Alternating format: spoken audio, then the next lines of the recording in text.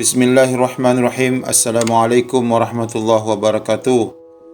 Apa kabar pemirsa semuanya? Sampai ketemu lagi di channel Keluarga Sakinah. Seperti biasa, kita akan membahas kajian khusus pasutri. Pada video kali ini kita akan membahas terkait rahasia jima di malam Jumat. Apa sih kelebihan dan bagaimana dalil-dalil yang menjelaskan hal itu.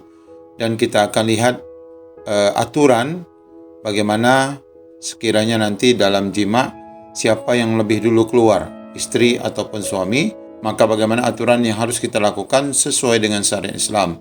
Nah, sekali lagi kami sampaikan bahwa sumber dari materi kita ini adalah dari satu kitab yang tidak asing lagi, yaitu Qurratul Uyun, kitab seks Islam. Nah, kita langsung saja masuk pada materi kita, yaitu keterangan di dalam masalah jima dan waktunya. Waktunya secara sopan akan dijelaskan di dalam bait-bait syair ini. Bahwa dijelaskan di pembahasan ini tentang waktu-waktu yang dianjurkan untuk berjima dan juga waktu-waktu yang dilarang untuk berjima dan apa saja yang berhubungan dengan jima daripada adab-adab jima dan yang lain-lainnya. Nah, Ibnu Yamun pengarang kitab ini menjelaskan bahwasanya diperbolehkan melakukan jima di setiap waktu, baik malam maupun siang, selain hari-hari yang penjelasannya akan dijelaskan nanti. Jadi ada hari-hari yang terlarang. Dalam dalil Al-Quran disebutkan bahwa istri-istrimu adalah seperti tanah tempat kamu bercocok tanam. Maka datangilah tanah tempat bercocok tanam itu bagaimana saja kamu kehendaki. Ini sebagaimana diterangkan dalam surah Al-Baqarah ayat 223. Jelasnya kapan saja kamu kehendaki, baik siang maupun malam, dan ayat ini yang dimaksud oleh Ibnu Yamun dengan ucapan sebagaimana telah datang keterangannya di dalam surat Al-A'wan. Nah, ini adalah berkenaan dengan kita boleh mendatangi istri itu kapan saja dan di mana saja, kecuali di saat sedang haid dan melalui lubang belakang. Akan tetapi jima dengan istri di awal malam itu lebih utama. Nah, di awal malam lebih utama. Bagaimana keterangannya? Kemudian Ibnu Yamun menjelaskan malam-malam apa saja yang disunahkan untuk berjima dengan ucapannya. Dan malam Jumat juga malam Senin. Karena di dalamnya ada keutamaan yang tak diragukan. Maka Ibnu Yamun menjelaskan bahwasanya disunahkan jima di malam Jumat karena malam Jumat adalah malam yang paling utama dalam satu minggu. Ini tidak bisa kita pungkiri lagi keutamaan malam Jumat. Nabi SAW bersabda, semoga Allah memberikan rahmat kepada orang yang menyebabkan orang lain mandi wajib dan ia pun mandi wajib. Nah, ini adalah keterangan sabda Nabi. Dan berkata Imam Suyuti, dan hadis itu menguatkan akan hadis, apakah tidak mampu salah seorang kalian untuk menjima istrinya di setiap malam Jumat, maka sesungguhnya ia akan mendapatkan 2 pahala. Nah, 2 pahala kalau kita menjima istri malam Jumat. Yang pertama adalah ia mandi besar. Nah, itu ketika ia mandi besar juga merupakan pahala. Dan yang kedua adalah pahala mandi besar istrinya. Di mana telah meriwayatkan akan hadis itu Imam Baihaqi di dalam kitab Syu'bul Iman. Dari hadisnya Abu Hurairah radhiyallahu an. Dan begitu juga disunahkan jima di malam Senin karena ada keutamaan yang lebih di dalamnya. Jadi ada 2 malam sebenarnya yang disunahkan. Kita saat ini biasanya tahu malam Jumat. Tetapi ternyata malam Senin ataupun malam Isnin juga merupakan suatu keutamaan. Kemudian Syekh Penazam menjelaskan sebagian tata krama jima sebagai tambahan atas keterangan yang telah dijelaskan di atas dengan ucapan, dan hendaklah jima tersebut dilakukan setelah terangsang, wahai pemuda, dan tubuh terasa ringan, serta pikiran dalam keadaan tenang. Nah, ini rahasianya.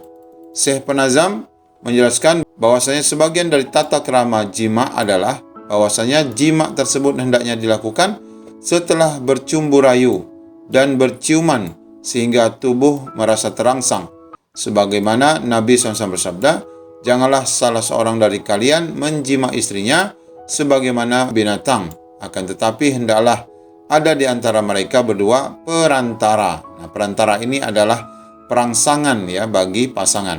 Maka sahabat berkata, apakah perantara itu wahai Rasulullah? Maka Nabi berkata, berciuman dan rayuan, sebagaimana penjelasan yang terdahulu. Nah, apabila ini dapat dilakukan oleh pasangan pasutri, maka ini akan mendatangkan pahala ganda, Bapak Ibu. Di antara tata krama senggama lainnya adalah bersenggama dilakukan setelah perut terasa ringan dan tubuh benar-benar segar. Karena senggama dalam keadaan perut kenyang akan dapat menimbulkan rasa sakit, mengundang penyakit tulang, dan lain-lain. Oleh karena itu, bagi orang yang selalu menjaga kesehatan, hal-hal seperti itu sebaiknya dihindari. Nah, dikatakan bahwa ada 3 perkara yang terkadang dapat mematikan seseorang. Ini ada 3 perkara.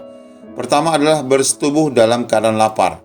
Jadi dalam keadaan lapar juga ini tidak baik ya Bapak Ibu. Kemudian bersetubuh dalam keadaan sangat kenyang. Kemudian bersetubuh setelah makan ikan dendeng kering. Nah, ini adalah 3 perkara yang terkadang dapat mematikan seseorang. Masya Allah, ini adalah keterangan yang penting bagi kita semua. Kemudian ditambahkan di sini oleh Ibnu Yamun menjelaskan hal-hal yang berkaitan dengan senggama juga dengan ucapan apabila kamu keluar mani ataupun ejakulasi lebih dulu, ini untuk istri, untuk suami, artinya suami lebih dulu dari istri, maka janganlah kamu mencabut zakarmu. Nah ini ya, jangan dicabut dulu Pak. Nah, senjatanya itu jangan kita cabut dulu. Dan sebaliknya, bila istri yang lebih dulu keluar, maka cepat-cepatlah kamu mencabut zakarmu. Nah ini rahasia bagi kita pasangan pasutri.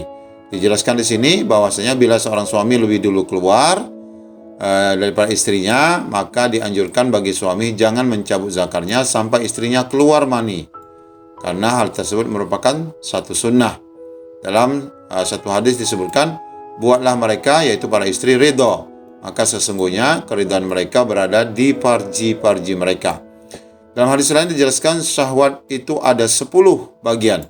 9 bagian untuk wanita dan 1 bagian untuk pria. Hanya saja Allah telah menutupi kaum wanita dengan sifat malu. Jadi antara wanita dan suami ataupun istri dan suami itu syahwat mereka ada 9 ya. Sedangkan kita ini syahwat kita hanya 1 ataupun pasangan laki-laki ini 1. Dan sesungguhnya seorang istri bila ia lebih dulu keluar dari suaminya, maka dianjurkan bagi sang suami untuk segera mencabut zakarnya. Karena bila ia tidak lekas mencabut zakarnya, maka sang istri akan merasakan sakit. Nah ini adalah pembelajaran yang sangat baik bagi kita pasutri agar mendatangkan kenikmatan dan mendatangkan pahala. Sekali lagi, konten kita adalah bukan konten porno, tetapi adalah konten pendidikan sebagai ilmu bagi kita pasutri sesuai dengan syariat ajaran Islam yang mana akan mendatangkan keberkahan bagi kita semua. Demikian, Assalamualaikum warahmatullahi wabarakatuh.